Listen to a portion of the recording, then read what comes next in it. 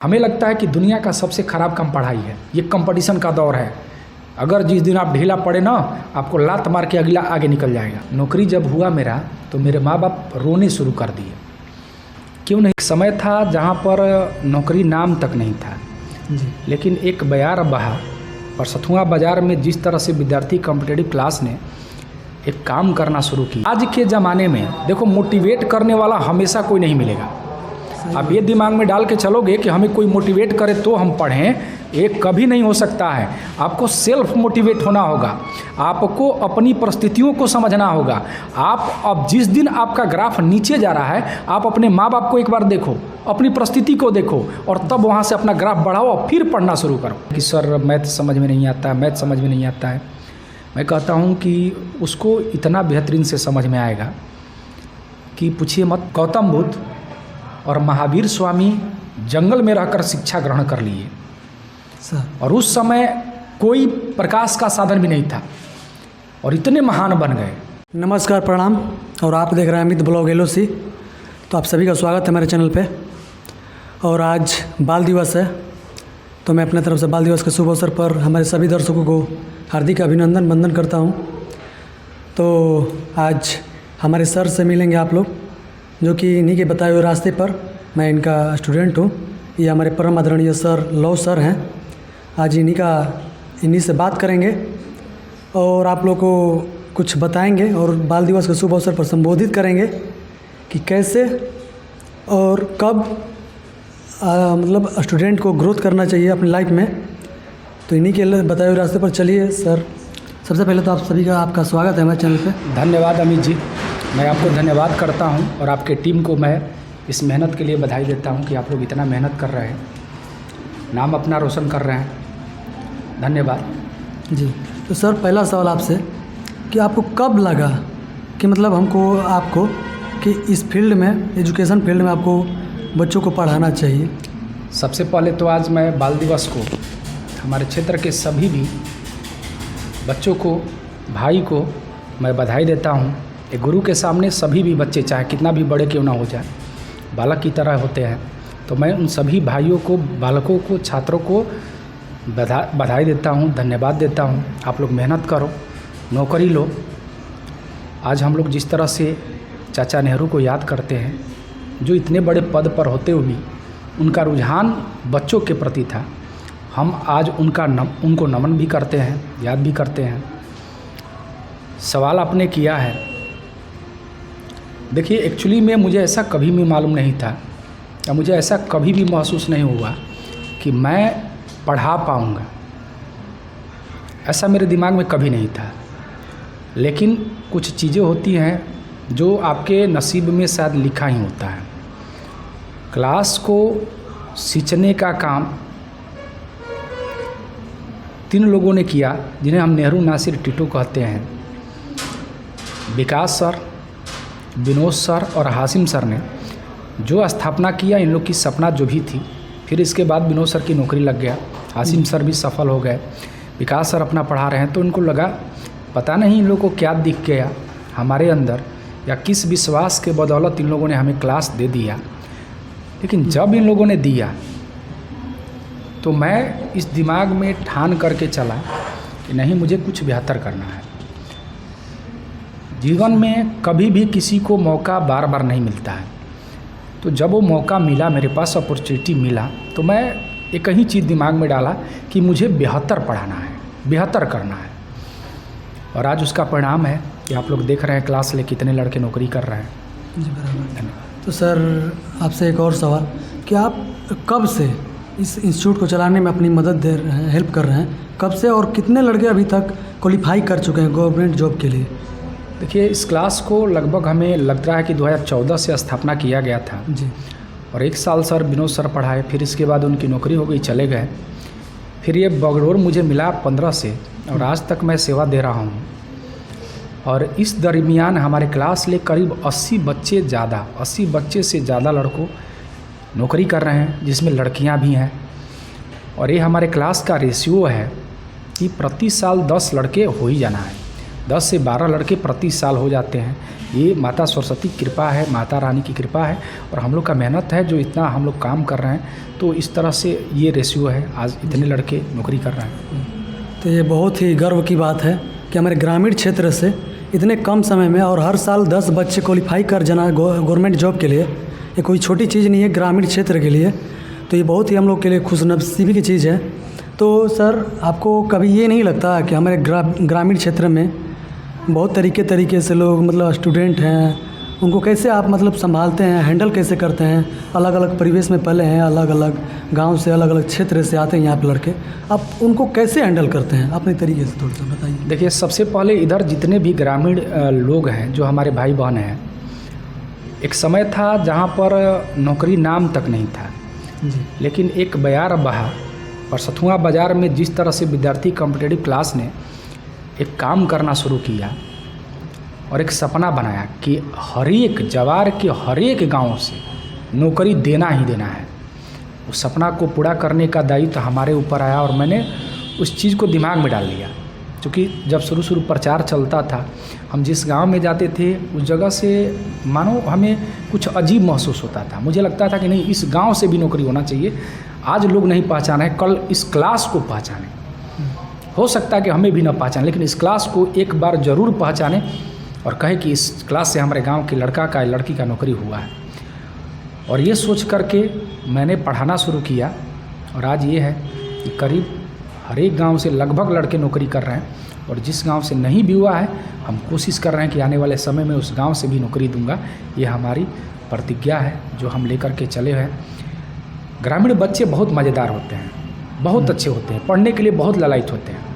उनको ना तो बहुत ज़्यादा लाभ का आपसे मतलब होता है, बस उन्हें थोड़ी ज़रूरत है बताने का कि नौकरी कैसे लेना है। बहुत सारे ऐसे बच्चे हैं जिन्हें ये भी पता नहीं है कि उनको नौकरी तो सुने हैं, लेकिन नौकरी में कौन कौन चीज़ पढ़ना है, क्या करना है।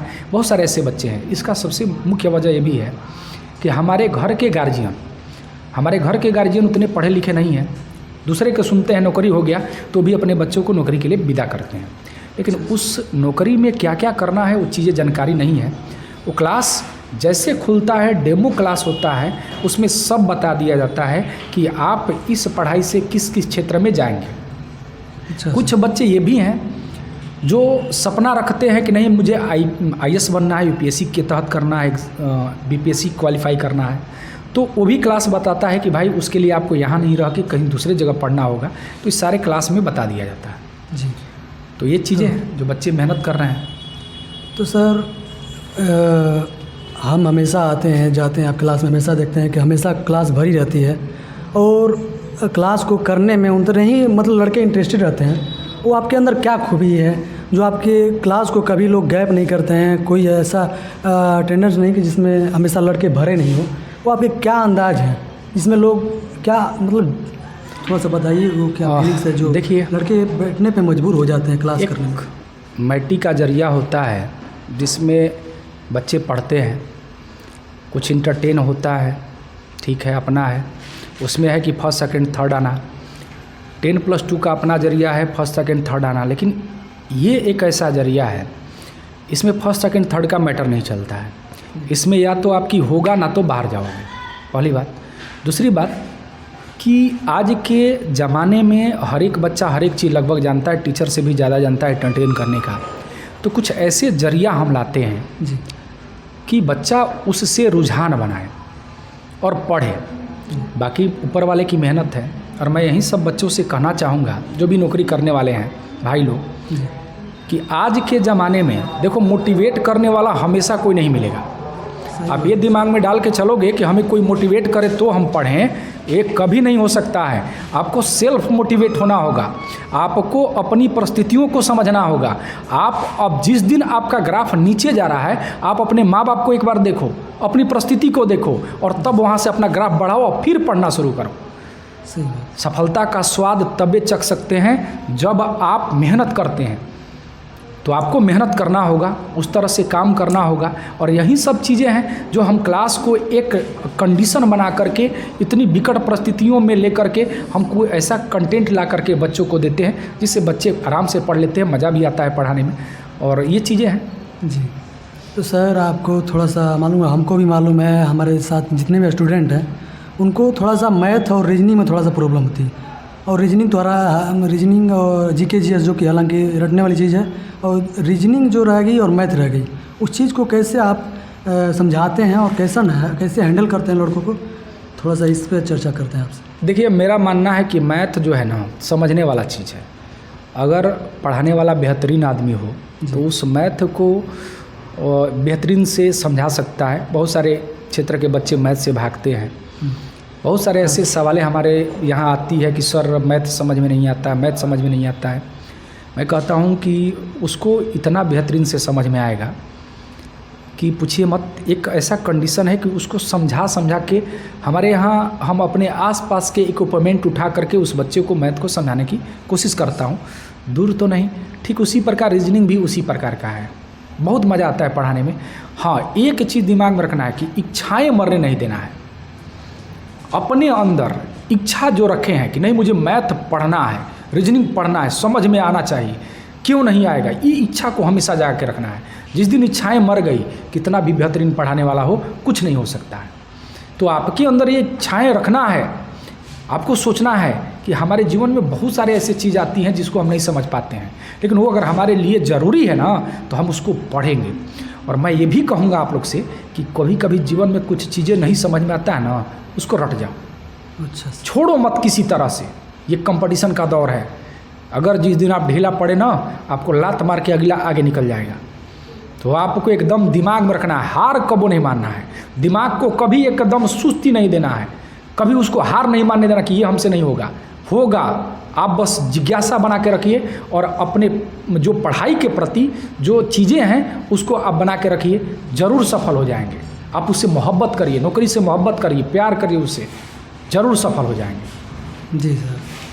तो चलिए सर, लास्ट सवाल आपसे कि जो लोग नए लड़के हैं और नौकरी करने की अपेक्षा रखते हैं, उनके लिए 2 लफ्ज़ और थोड़ा सा मोटिवेट कीजिए उन लोगों को, उनके लिए कुछ कहिए।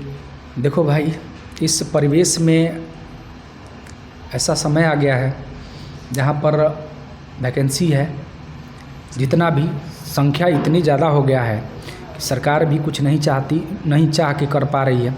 ऐसा नहीं है कि अगर 5 लाख सीट खाली है तो 5 लाख सीट एक बार दे देगी। सरकार की स्ट्रेटजी कभी नहीं होता है।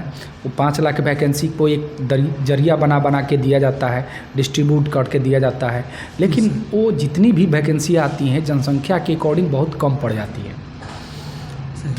क्लास में सबको शिक्षक एक समान पढ़ाते हैं, लेकिन उसी में कोई बेहतरीन निकल करके आगे नौकरी कर लेता है।